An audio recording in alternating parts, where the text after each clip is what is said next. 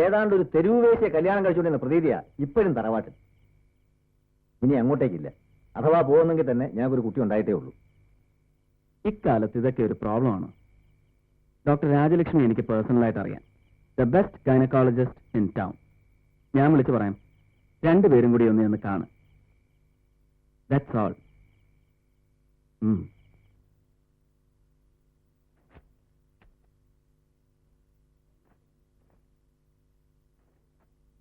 രണ്ടുപേരും നോർമലാണ്.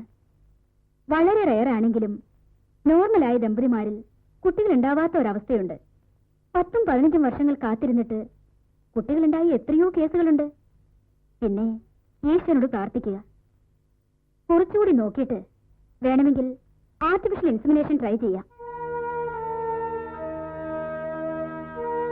പിന്നെ റിപ്പീറ്റഡായി അബോർഷൻസ് നടത്തിയിട്ടുള്ള സ്ത്രീകളിൽ ഇങ്ങനെ ധാരാളം കാണാറുണ്ട്. പക്ഷേ അങ്ങനെ ഒരു ഹിസ്റ്ററി സൂസനിക്കില്ലല്ലോ. എനിവേ, തൽക്കാലം സൂസനിക്ക് ഞാനൊരു മരുന്ന് കുറിച്ചു തരാം. അത് കഴിക്കുക. Then let us wait and see.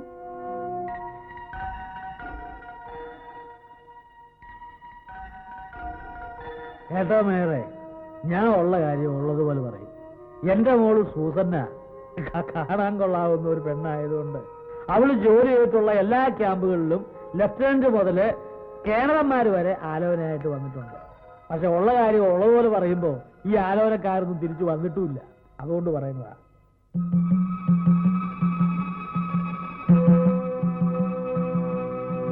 ഒരുപാട് ബാരക്കുകൾക്ക് അരങ്ങേറിച്ചു വന്ന പഴഞ്ചരക്കിനെ തന്നെ തലയിൽ വെച്ചു കൊടുക്കാൻ ധൈര്യമുണ്ടായെന്ന് പറയുകയായിരുന്നു. അതിന് ഗർഭപാത്രം ഉണ്ടായിട്ട് വേണ്ട പ്രസവിക്കാൻ. ഇവറ്റോളൊക്കെ പലതും കഴിഞ്ഞ് അതൊക്കെ എടുത്ത് കളഞ്ഞിട്ടല്ലേ കെട്ടുന്നത്. നീ അന്യജാതിയിൽപ്പെട്ട ഒരു പെണ്ണിനെ കല്യാണം കഴിച്ചു കൊണ്ടുവന്നപ്പോ തന്നെ ഈ കുടുംബത്തിന്റെ മാനം പോയി. എല്ലാവരുടെ മുമ്പിലും ഒന്ന് തോറ്റു.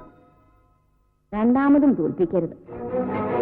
റിപ്പീറ്റഡായി അബോർഷൻസ് നടത്തിയിട്ടുള്ള സ്ത്രീകളിൽ ഇങ്ങനെ ധാരാളം കാണാറുണ്ട്. പക്ഷേ അങ്ങനെ ഒരു ഹിസ്റ്ററി സൂസനിക്കില്ലല്ലോ. അങ്ങനെ ഒരു ഹിസ്റ്ററി ഉണ്ടാവാനേ വഴിയുള്ളൂ.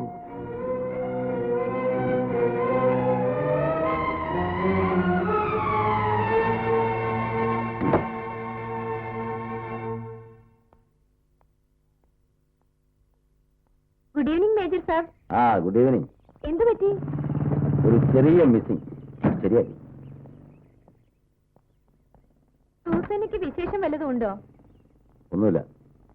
ഏതായാലും സൂസന ഭാഗ്യവതിയാ. സാധാരണ ഞങ്ങൾ നേഴ്സുമാർ ഓഫീസേഴ്സിനെ ആഗ്രഹിക്കും. അതിനായി പലതും കാഴ്ചവെക്കേണ്ടി വരികയും ചെയ്യും. അവസാനം സാധാ വല്ലവരും കെട്ടി സംതൃപ്തിപ്പെടേണ്ടി വരും. പക്ഷെ സൂസനെ പുളിങ്ങമ്മ നോക്കി തന്നെ പിടിക്കുകയും ചെയ്തു, കെട്ടുകയും ചെയ്തു. എന്നാ ഞാൻ പോട്ടെ. ചോദിച്ചായി പറഞ്ഞേക്ക്.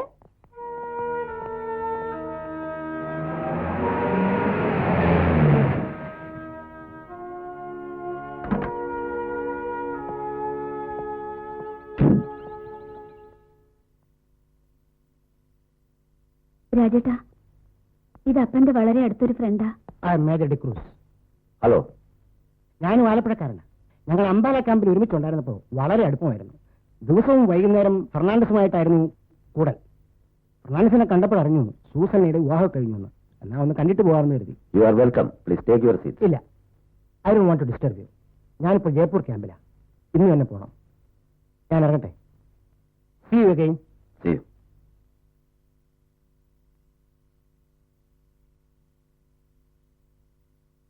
ഇയാൾ ആരാന്നാ പറഞ്ഞേ? അപ്പന്റെ വലിയ ഫ്രണ്ടായിരുന്നു. അംബാല ഹോസ്പിറ്റലിൽ ഞാൻ വർക്ക് ചെയ്തിരുന്ന കാലത്ത് ഇയാൾ ക്യാപ്റ്റനാ. എന്നും വീട്ടിൽ വരുമായിരുന്നു അപ്പനെ കാണാൻ. അപ്പന്റെ ഫ്രണ്ടോ? ട്രക്ക് ഡ്രൈവർക്ക് ക്യാപ്റ്റൻ കൂട്ടുകാരനോ?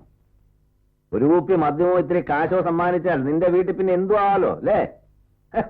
ആലപ്പുഴയിൽ താമസിക്കുന്ന കാലം തൊട്ടുള്ള പരിചയമായിരുന്നതുകൊണ്ട് റാങ്കൊന്നും നോക്കിയായിരുന്നില്ല അവരുടെ സ്നേഹബന്ധം. ഓഹോ, അപ്പൊ വളരെ പണ്ടേ ഉള്ള ബന്ധമാ. ബന്ധം പുതുക്കാൻ വന്നതായിരിക്കും. ദേ, ഒരു കാര്യം ഞാൻ പറഞ്ഞേക്കാം. സ്നേഹവും ബന്ധവും പറഞ്ഞ് പണ്ട് ജോലി ചെയ്തിട്ടുള്ള ക്യാമ്പുകളിൽ നിന്നും ഇതുപോലെ ഓരോ അവന്മാർ എന്റെ വീട്ടിൽ വന്ന് കയറുന്നത് എനിക്ക് ഇഷ്ടമല്ല.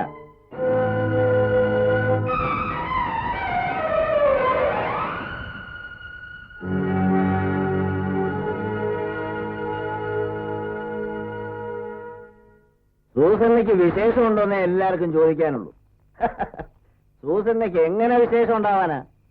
എന്റെ ചോദ്യം ഇപ്പൊ അതല്ല, ഇതിനു മുമ്പ് വിശേഷങ്ങൾ ഉണ്ടായിരുന്നോ എന്നാണ്. ഡൽഹി, ആദംപൂർ, അംബാല, ബാംഗ്ലൂർ എന്ന് വേണ്ട ഇന്ത്യയിൽ ഒരുമാതിരിപ്പെട്ട ബാരക്കുകളൊക്കെ ചുറ്റിയടിച്ചിങ്ങോട്ട് കെട്ടിയെടുത്തല്ലേ ദ ഗ്രേറ്റ് ട്രക്ക് ഡ്രൈവർ ഫെർണാണ്ടസിന്റെ മകൾ സൂസൻ എന്ന സുന്ദരിയായ നഴ്സ്. ഇപ്പൊ അവളുടെ പഴയ കാമുകന്മാരും അന്വേഷിച്ചു വരാൻ തുടങ്ങിയിരിക്കുന്നു. പട്ടാളക്കാരൻ എന്തും പിടിച്ചടക്കുന്നത് വരെ ഒരു ത്രില്ലാണ്. പിടിച്ചടക്കിയതിനു ശേഷം മഹത്വമില്ലെന്ന് മനസ്സിലായാൽ പിന്നെ എല്ലാം തരിശ് ഭൂമി പോലെ തോന്നും. അപ്പോഴും തോൽവി ഭൂമിക്ക് തന്നെ. ഞാൻ സമ്മതിക്കുന്നു. പക്ഷേ യുദ്ധക്കളത്തിൽ നിന്ന് ദാഹജലം കണ്ട് ഓടിയെത്തുമ്പോ അത് വെറും മരീചികയായാൽ ആ ഭൂമിയെ ഏത് പട്ടാളക്കാരന് ശപിച്ചു പോവും. ഈ ശാപം പേടിച്ചു തന്നെയാ ഞാൻ ആദ്യമേ എല്ലാം തുറന്നു പറഞ്ഞതും എതിർത്തതും. പക്ഷെ ധൈര്യം കാണിച്ചപ്പോ ഞാൻ വിചാരിച്ചു വലിയ വിശാലഹൃദയനായിരിക്കുമെന്ന്. ഇപ്പം മനസ്സിലായി. രാജേട്ടാ, എനിക്കൊന്നേ പറയാനുള്ളൂ. സൂസന്നെ ജനിച്ചു വളർന്ന ചുറ്റുപാടുകൾ മോശമായിരിക്കാം. But she is a perfect woman, a respectable woman. ഈ പെൺവർഗത്തിന്റെ മഹത്വമൊന്നും നീ എന്നെ പഠിപ്പിക്കണ്ട. ഞാൻ കണ്ടിട്ടുള്ളതിന്റെ 100 അംശം പോലും നീ കണ്ടിട്ടില്ലല്ലോ. അവിടെയാണോ അതിന്റെ കുഴപ്പം? രാജേട്ടന്റെ അബദ്ധ സഞ്ചാരത്തിന്റെ പാസ്റ്റ് ഇപ്പോഴും രാജേട്ടനെ വേട്ടയാടുകയാണ്. വിശുദ്ധിയുള്ള സ്ത്രീ പുരുഷ ബന്ധങ്ങളും ഈ ലോകത്തുണ്ട് രാജേട്ടാ. Sorry, I don't believe in it. ഏതായാലും ഇതൊന്നും വേണ്ടിയിരുന്നില്ല എന്ന് എനിക്ക് ഇപ്പൊ തോന്നുന്നു. ഒരു കണക്കിന് ആലോചിച്ച അവിടെ മാലാഖ കളിച്ചെന്നെ ട്രാപ്പ് ചെയ്യായിരുന്നു. Will you please stop it? ഇനി ഇവിടെ നിന്നാൽ ഞാൻ രാജേട്ടനേക്കാൾ ബോർനാകും. Good night. ആ, ഗുഡ് നൈറ്റ്. നേഴ്സിനെ പറ്റി പറഞ്ഞപ്പോ ഡോക്ടർക്ക് നോവുന്നു. വർഗസ്നേഹം. പൗലോസേ,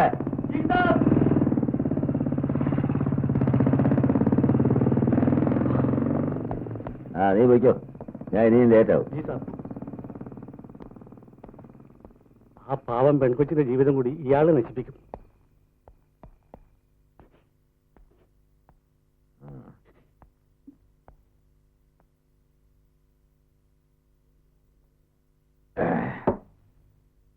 എന്തിനാണ് പോകുന്നേ? എന്റെ മുമ്പിൽ ഫ്ലോറൻസ് നൈറ്റിംഗേൽ കളിക്കല്ലേ. ഇനി നാടകമൊന്നും വേണ്ട. സത്യം പറഞ്ഞു, നീ എത്ര പ്രാവശ്യം അബോർഷൻ നടത്തിയിട്ടുണ്ട്. അതുകൊണ്ട് തന്നെയാ നീ ഗർഭിണിയാകാത്തതും. ഞാനൊരു തെറ്റും ചെയ്തിട്ടില്ല. തെറ്റ് ചെയ്തെങ്കിലും ക്ഷമിക്കാമായിരുന്നു. ഞാൻ ഒരുപാട് തെറ്റുകൾ ചെയ്തിട്ടുണ്ട്. പക്ഷേ എനിക്കൊരു കുഞ്ഞിനെ പോലും തരാൻ കഴിവില്ലാത്ത നിന്നെ ഭാര്യയായിട്ട് എനിക്ക് വേണ്ട.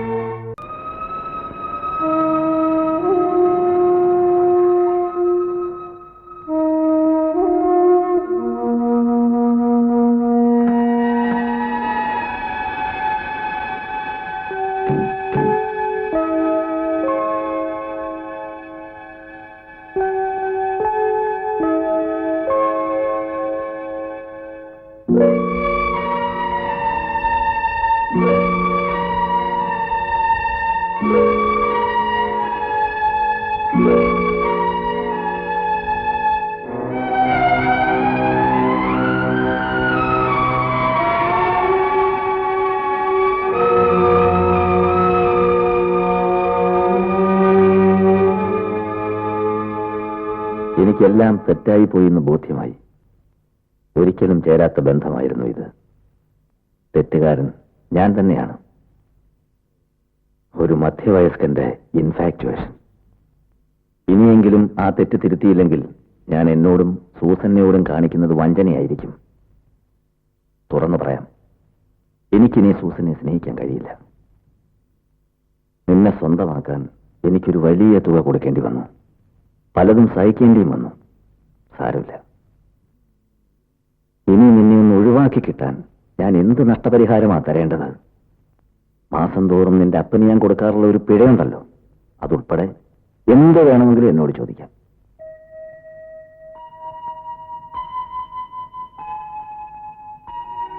രാജേട്ടനെ വിവാഹം കഴിക്കാൻ സമ്മതിച്ച അന്നു മുതൽ രാജേട്ടൻ എനിക്ക് കാണപ്പെട്ട ദൈവമായിരുന്നു. അതിൽ കൂടുതൽ എങ്ങനെയാ, എന്താ പറയേണ്ടതെന്ന് എനിക്കറിയില്ല. എന്റെ അപ്പനും സഹോദരങ്ങൾക്കും ചെയ്യാവുന്നതെല്ലാം രാജേട്ടൻ ചെയ്തു കഴിഞ്ഞു. തിരിച്ചു തരാൻ നന്ദി മാത്രമേ എന്റെ കയ്യിലുള്ളൂ. നഷ്ടപരിഹാരം തന്ന് ഒഴിവാക്കാവുന്ന ഒരു ബന്ധമല്ല ഭാര്യ ഭർത്തൃബന്ധം. എനിക്കിനി രാജേട്ടന്റെ ഒരു ചില്ലി കാശ് പോലും വേണ്ട. ഒരിക്കലും രാജേട്ടന് ഞാനൊരു ഭാരമാവില്ല.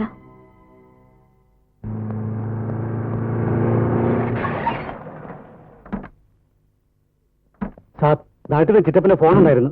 അമ്മയ്ക്ക് വളരെ സീരിയസ് ആണെന്ന് അറിയിച്ചു. രണ്ടുപേരോടും കൂടി ഉടനെ പുറപ്പെടാനും പറഞ്ഞു.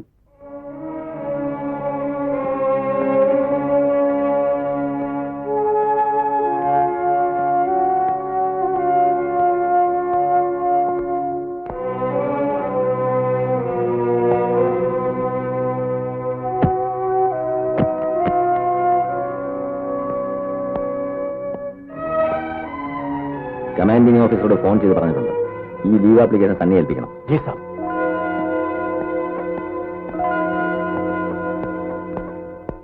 നീ സൂസനെയും കൊണ്ട് വരേണ്ടതായിരുന്നു. ബോധം വരുമ്പോഴൊക്കെ രാജൻ വന്നില്ലേ, ആ കുട്ടി വന്നില്ലേ, ഇതാ ചോദ്യം. ആ, കൊണ്ടുവരാം. രാജ, അമ്മ വിളിക്കുന്നു.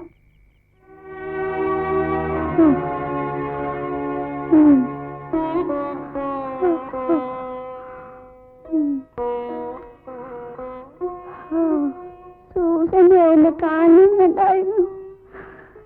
ഇനി പറ്റുമോന്ന് തോന്നണില്ല.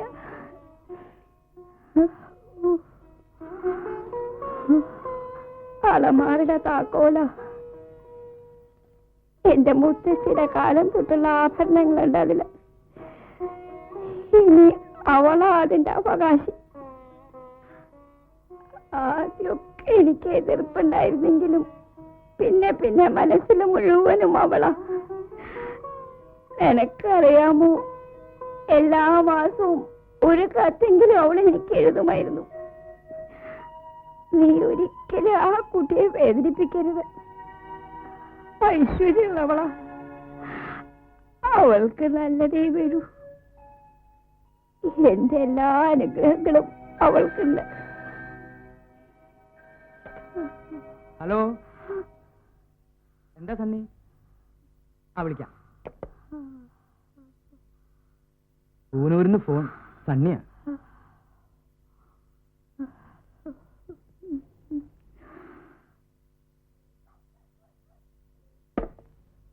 ഹലോ, ഞാൻ സണ്ണിയാ. ഒരു കാര്യം അറിയിക്കാൻ വിളിച്ചതാ.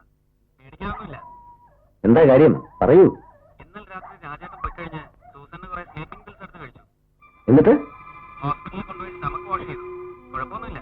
ഡിസ്ചാർജ് ചെയ്ത് വീട്ടിൽ കൊണ്ടാക്കി. ഞാൻ ഉടനെ തിരിക്കണോ? അമ്മയ്ക്ക് എങ്ങനെയുണ്ട്? അമ്മയ്ക്ക് വളരെ കൂടുതലാ. എന്നാ പിന്നെ ഉടനെ ഇങ്ങോട്ട് വരണ്ട. I take care of her. Okay? Thank you very much Sunny. നീ അവിടെ ഉണ്ടെന്നുള്ളത് അവരുടെ ആശ്വാസം. ഓക്കെ.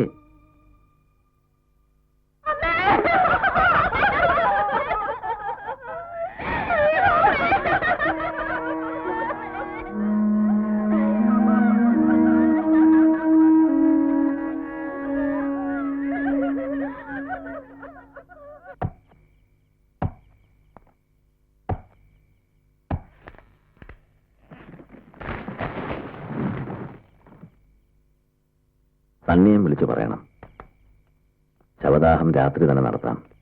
സൂസന് വരാതെ സൂസന്നിക്ക് വരാൻ പറ്റില്ല. സുഖമില്ലാതെ കിടപ്പില്ല.